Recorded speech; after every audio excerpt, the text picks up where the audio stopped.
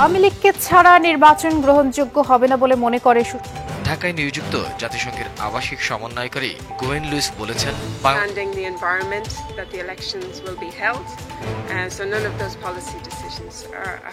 দর্শক, কপাল খুলে গেল শেখ হাসিনার, মানে খুশির সংবাদ। বিশেষ করে যারা আওয়ামী লীগ আছেন, আপনাদের জন্য ভিডিওটা স্পেশাল হতে যাচ্ছে, সর্বস্তরে শেয়ার করে দিতে পারেন। বিশেষ করে বলা হচ্ছে যে শেখ হাসিনাকে ছাড়া নির্বাচন অসম্ভব এবং নির্বাচন গ্রহণযোগ্য হবে না। এমন একটা তথ্য এবং এমন একটা সংবাদ পেলে তো অবশ্যই আওয়ামী লীগ খুশি হবে, এটাই স্বাভাবিক। তবে এটার কারণে বিএনপির ভিতরে কিন্তু মারাত্মক রকমের চিন্তা চলে আসছে। হ্যাঁ, তো যাই হোক, পুরো ভিডিওটা আপনাদের দেখতে হবে। সম্পূর্ণ বিষয় জানতে হলে কে মূলত বলেছে যে আওয়ামী লীগ ছাড়া নির্বাচন হবে না, সেটা অবশ্যই আপনাদের দেখতে হবে। তো প্রথমে আর কিছু তথ্য থাকছে, সর্বশেষ সেনাবাহিনীর ভিডিওটাও আপনারা দেখে যাবেন। আসসালামু আলাইকুম প্রিয় দর্শক, এই মুহূর্তে একটা গুরুত্বপূর্ণ প্রশ্ন হচ্ছে যে বাংলাদেশের রাজনীতিতে আওয়ামী লীগকে কি নিষিদ্ধ করা হবে, আওয়ামী লীগকে কি নিষিদ্ধ করা যাবে, আওয়ামী লীগ কি আগামী নির্বাচনে অংশ নিতে পারবে? এই প্রশ্নগুলো খুব গুরুত্বপূর্ণ হয়ে আসছে। নির্বাচন যতই ঘনিয়ে আসতে থাকবে, এই প্রশ্নগুলো বারবার বিভিন্ন ফোরামে, বিভিন্ন অ্যাঙ্গেলে, বিভিন্ন প্রক্রিয়ায় সামনে চলে আসবে এবং সেগুলোর উত্তর কি হবে তা নিয়ে কে কি উত্তর দিল তার উপর নির্ভর করে নানা ধরনের বিরোধও তৈরি হবে এবং এ নিয়ে রাজনীতি চলতে থাকবে। আচ্ছা, আমরা বরং দেখি এখন পর্যন্ত পক্ষগুলি কি কি, কারা নিষিদ্ধ করতে চান, কেন চান, কারা চান না, কেন চান না, এই বিষয়গুলো নিয়ে একটু কথা বলি। এটা এর মধ্যে স্পষ্ট। নিষিদ্ধ করার পক্ষে যারা আছে, যারা নিষিদ্ধ করতে চান, তারা হচ্ছে বৈষম্য বিরোধী ছাত্র আন্দোলন নামে যে সংগঠনটা আছে, তাদের যারা নেতৃবৃন্দ, তারা নিষিদ্ধ করতে চান। জাতীয় নাগরিক কমিটি যেটা আছে, তাদেরই একটা ভাতৃপ্রতিম সংগঠন হতে পারে, তারা নিষিদ্ধ করতে চান। এবং তাদের যে প্রতিনিধিরা সরকারের মধ্যে আছেন, তারা নিষিদ্ধ করতে চান। এই চান, আর কাউকে চাও তো এখন মানে নিষিদ্ধ করতে চায় এরকম খুব একটা শুনি। বিএনপির দু একজন নেতা বিচ্ছিন্নভাবে কথা বলেছেন, তারাও বলেছেন আওয়ামী লীগকে নির্বাচন করতে দেওয়া হবে না, এরকম দু একজন বলেছেন, একদম বলেন নেতা না, বলেছেন।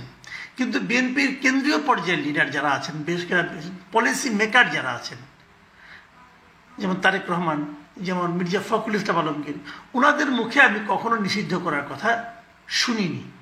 ওনারা বারবার বলেছেন যে বিএনপি একটা Democratic party, liberal Democratic party. BNP এই ডেমোক্রেসি যে নর্মসগুলো আছে সবগুলো মেনে তারা রাজনীতি করতে চায়। ও কিন্তু স্পষ্ট, কারণ এই নর্মসের মধ্যে নিষিদ্ধ করার বিষয়টা নাই। যাই হোক, এগুলো আমরা চাই। এবং তারপর কোনো পলিটিক্যাল পার্টিকে নিষিদ্ধ করা হবে কি হবে না, সেটা জনগণের ব্যাপার। এখন বিএনপি এটা কেন চায়, এটা তো সবাই জানে যে এই রাজনীতিতে বিএনপির সবচেয়ে বড় প্রতিদ্বন্দ্বী হচ্ছে আওয়ামী লীগ।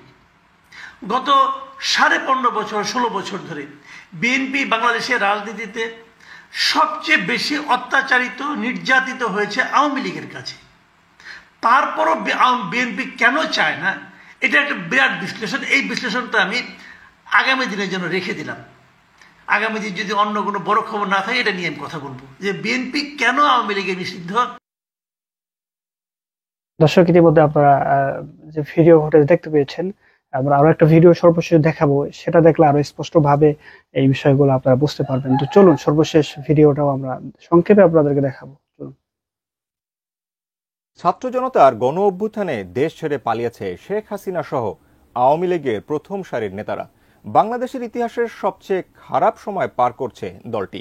বৈষম্য বিরোধী আন্দোলনের শিক্ষার্থীদের উপর নির্বিচারে হত্যাসহ গত 15.5 বছরে নানা হত্যা গুমের অভিযোগে অভিযুক্ত দলটি। দেশের মধ্যে আওয়ামী লীগের নেতাকর্মীদের দেখা না গেলেও জাতিসংঘ প্রতিনিধি দলটির নেতাদের সঙ্গেও বৈঠক করতে চায়। বিস্তারিত মোহাম্মদ সোহাগ বিশেষের রিপোর্টে।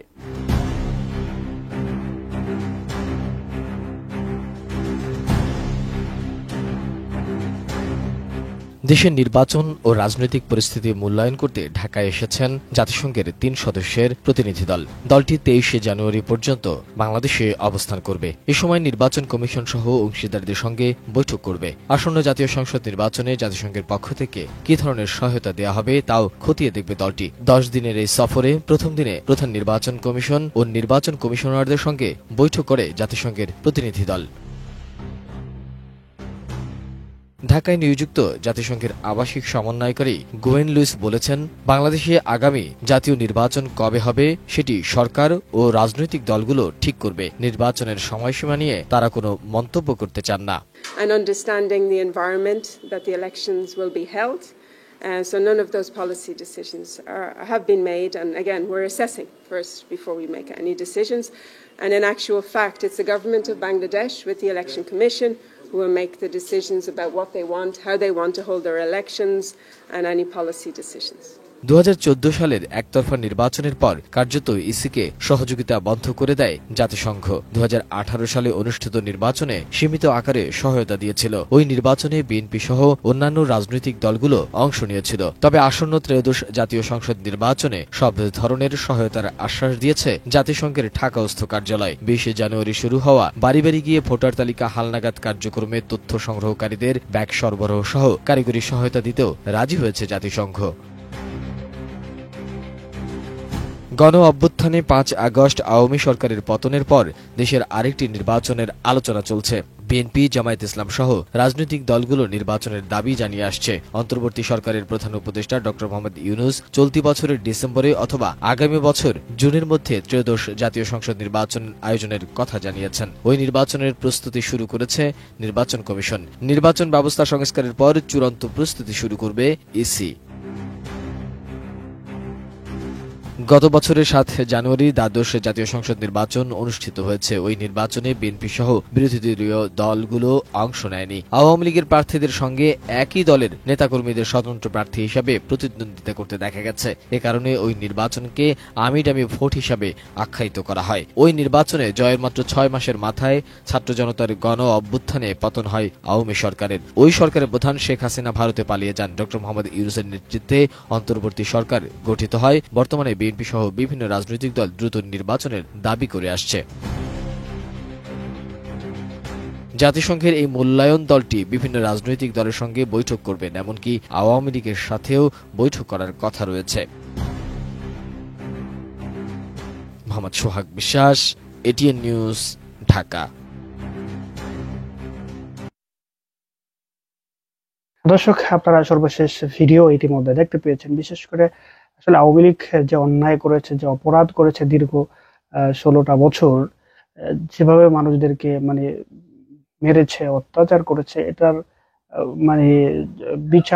বিচারিক কাঠগড়ায় না দাঁড়ালে তাদের ভিতরে কোনো অনুতপ্ত অনুশোচনা কখনোই আসবে না। তো যাই হোক, ভালো থাকবেন। আজকের ভিডিও পর্যন্তই। আসসালামু আলাইকুম।